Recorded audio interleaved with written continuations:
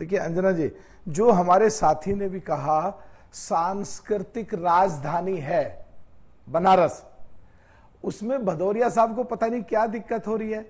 जो इनके so called India गठबंधन के जो सबसे बड़ी पार्टी है कांग्रेस, जिस दिन उनके अध्यक्ष बने वो उस दिन सनातन धर्म के खिलाफ बोले।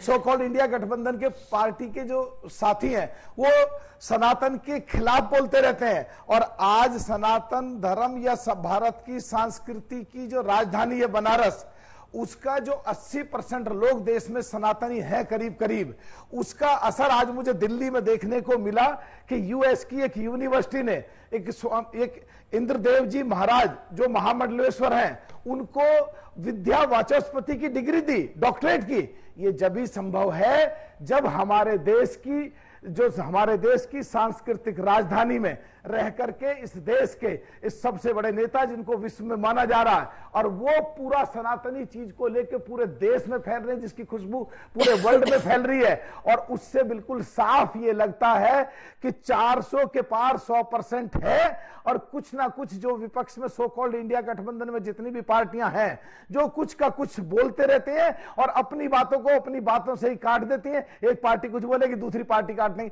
जैसे उदाहरण के तौर पे आज जो कल पिछला गया है, तो वहां जेल से निकले हुए जो दिल्ली के जो मुख्यमंत्री केजरीवाल जी हैं, उन्होंने कहा कि जेल में मैं जब रुक सकता हूं, जब बचाया जा सकता हूं, जब हर आदमी दिल्ली में झाड़ू पे वोट देगा, बटन दबाएगा। तो इसका मतलब है कि कांग्रेस के तीनों लोगों को वो हरवाना चाहते हैं। और दूसरा बराबर में पंजाब है, जहां जो केजरीवाल जी की आप पार्टी और कांग्रेस पार्टी दोनों वहां आपस में लड़ रही हैं। भदौरिया जी तो अच्छे आदमी है बहुत, और ये जानते हैं सब, हल्का हल्का मुस्कुरा रहे हैं, इसलिए नहीं कह पा रहे क्योंकि ये सो कॉल्ड इंडिया गठबंधन के राज धर्म को या इस पार्टी धर्म को या इंडिया गठबंधन के धर्म को निभा रहे हैं, और नहीं जानते हैं ये सब। ये बात सच है बिल्कुल एकदम अंजना जी। आप भदौरिया साहब की दुखती रग पर मत हाथ रखिए। उनको हमेशा एक ऐसी सीट अखिलेश यादव थमा देते हैं विधानसभा में, जो सीट आज तक बीजेपी ने हारी नहीं है, और वहां पर इनको संघर्ष करना पड़ता है, धूप में तपते हैं लेकिन वो जीत नहीं पाते हैं। इनकी जगह आगे बननी चाहिए राजनीति में। अब ये तो अखिलेश बाबू को देखना होगा। हराएंगे उस दिन जॉइंट किलर कहलाएंगे। हाँ, जिस दिन हराएंगे उस दिन फिर अनुराग जी जायंट किलर कहलाएंगे कि भैया जायंट किलर है एकदम, इन्होंने अनुराग जी ने जीत ली वो सीट। लेकिन अब ये जो वोटिंग के आसपास आज चौथे दिन सुधांशु जी पीओके पर खूब चर्चा हो रही है, तो ये वाया पीओके आना चाह रहे हैं क्या आप लोग वापस दिल्ली में 400 पार? देखिए, मैं पीओके के विषय पर भी बताता हूं। पहले मैं भदौरिया जी को बता दूं, निरर्थक अनर्गल बातें इतना चीख चिल्ला के करना उचित नहीं है। अभी बताइए, आपके इंडी गठबंधन में है कांग्रेस के तेलंगाना के मुख्यमंत्री ने क्या बोला था उत्तर प्रदेश बिहार वालों के लिए? ये बताइए, तमिलनाडु के, कोई काम हमारी नजर में छोटा बड़ा नहीं होता, पर तमिलनाडु के मंत्री ने बोला पानी पूरी बेचने के लिए आते हैं, तो किसी ने कहा यूपी बिहार वाले यहां टॉयलेट साफ करने का काम करते हैं, इसके अलावा उनकी कोई हैसियत नहीं। तो किसी ने कहा गोमूत्र वाले राज्य हैं, बोला था ना। उसके बाद देखिए क्या बेहयाई है कि आपको वो याद आता है किसी जमाने में, जिस जमाने में वो राज ठाकरे किए थे, कांग्रेस की सरकार थी, विलासराव देशमुख मुख्यमंत्री थे। अरे आपका आज का बोल रहा हूं। और तो और राहुल गांधी ये बोलते हैं कि मुझे उत्तर भारत की बातें सतही नजर आती हैं, और दक्षिण में जाके मुझे गंभीरता से समझ में आया कि ये क्या वास्तविकता में राजनीति क्या होती है। और तो और छोड़िए, आपकी पार्टी के लिए अभी 6 महीना पहले मध्य प्रदेश के चुनाव में चिरकुट पार्टी बोल दिया कांग्रेस ने, अखिलेश वखिलेश बोल दिया। मतलब क्या आप बोल रहे हैं भाई? क्या आप दूसरे को बता रहे हैं? इस कदर अपनी इज्जत का सौदा करने के बाद आज आकर जब यहां आप चीख चीख के कहते हैं सच वो बोलता है, वो जोर जोर से बोलता है। साहब, किसी की आवाज और से की ऊंचाई से सच और झूठ नहीं होता है। फैक्ट जो होते हैं वो सच और झूठ होते हैं। और तो और आज ये काशी जो कि भारत की सांस्कृतिक राजधानी है, आप तो उसके साथ खड़े हैं। आपके गठबंधन ने चेन्नई में कॉन्फ्रेंस की इरेडिकेशन ऑफ सनातन धर्म, सनातन धर्म यानी हिंदू धर्म का समूल नाश। आप लोगों ने उन लोगों का समर्थन किया जिन्होंने दुनिया के भिन्न भिन्न जगहों के ऊपर कॉन्फ्रेंस की, eradication of global Hindutva, dismantling global Hindutva, यानी पूरी दुनिया से हिंदू धर्म को ध्वस्त करना और हिंदू धर्म का समूल नाश करना, और आज आकर आप काशी के ऊपर भाषण दे रहे हो। मान्यवर, सांस्कृतिक राष्ट्रवाद आपकी नॉलेज से बाहर है। सांस्कृतिक राष्ट्रवाद यह है कि जिस क्षण मोदी जी या हम में आप में से कोई भी जाके काशी विश्वनाथ के मंदिर में जाके अपना मस्तक सर झुकाता है, उस क्षण उसकी आस्था का केंद्र उत्तर में अमरनाथ से भी जुड़ जाता है और दक्षिण में रामेश्वरम से भी जाके जुड़ जाता है और पूर्व पश्चिम में सोमनाथ से जाके जुड़ जाता है, तो पूर्व में त्र्यंबकेश्वर से जाके जुड़ जाता है।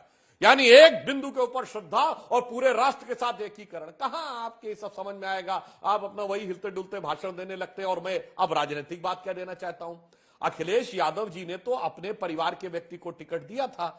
अगर कन्नौज में उनको इतना कॉन्फिडेंस था, ये तो उनकी घर की सीट थी, तो ये क्यों कहा पड़ा कि खुद अखिलेश जी लड़ेंगे तभी सीट निकल पाएगी? वैसे तो तभी नहीं निकलने वाली है। उन्हें कहना चाहिए मैं तो लैंपोस्ट को टिकट दे दूंगा तब निकल जाएगी। और अभी आप हलक सूखने की बात कर रहे थे। जब से आपकी पार्टी बनी 1990 से, पार्टी का राष्ट्रीय अध्यक्ष या मुख्यमंत्री प्रथम परिवार के अलावा कोई बना हो तो बता दीजिए।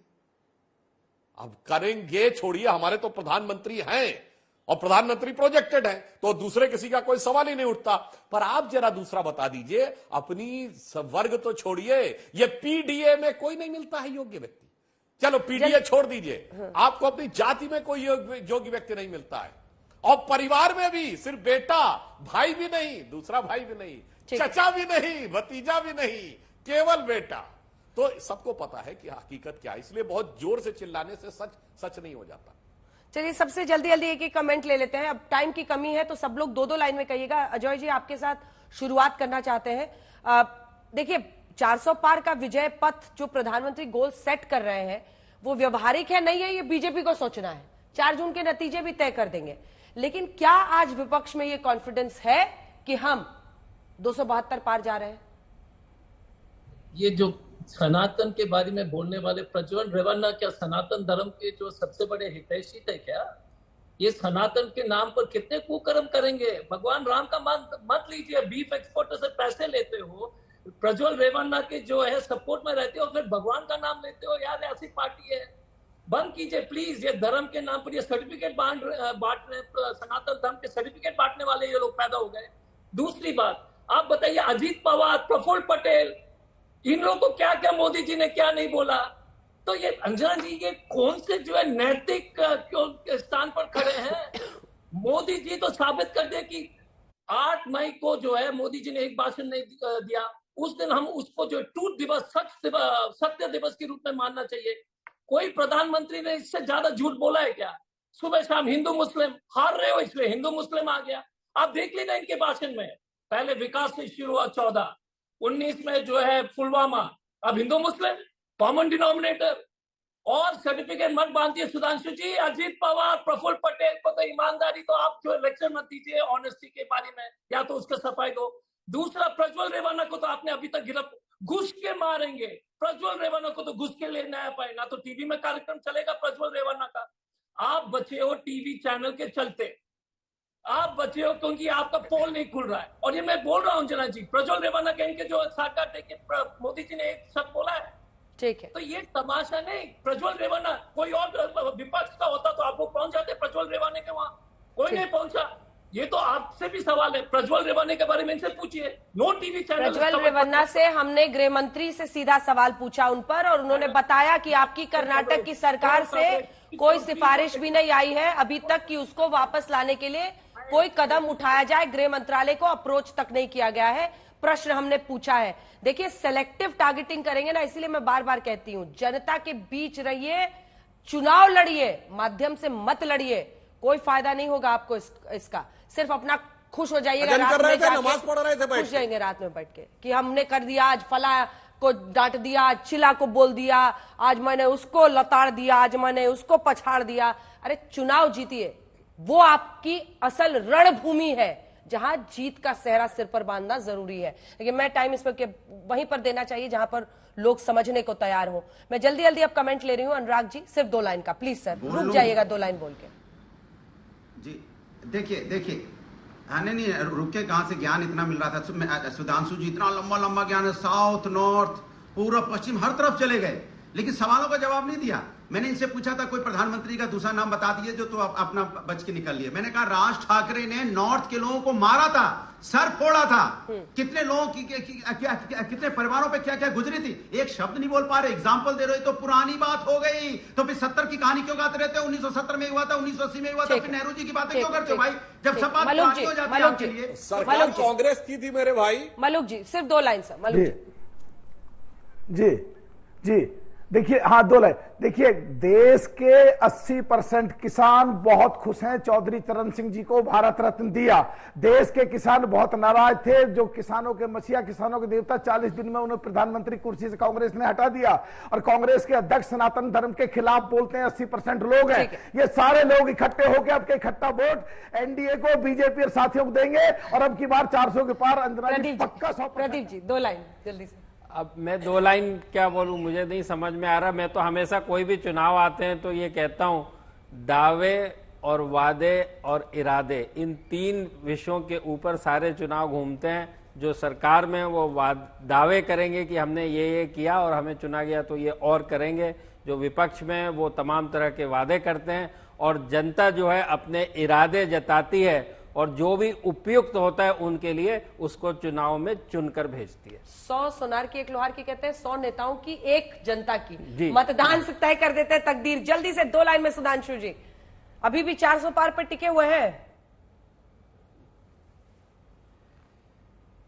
नहीं, मुझे लगता है कि इसमें किसी प्रकार का कोई संदेह नहीं है। राष्ट्र जिस तरीके से मोदी जी के साथ सब लोग आके हैं, तो बस मैं ये कह सकता हूं कि अरुण गगन पर महाप्रगति का अब ये मंगल गान उठा, करवट बदला अंगड़ाईली सोया हिंदुस्तान उठा। अब हिंदुस्तान उठ के खड़ा हो गया है, अब इसको कोई रोक नहीं सकता।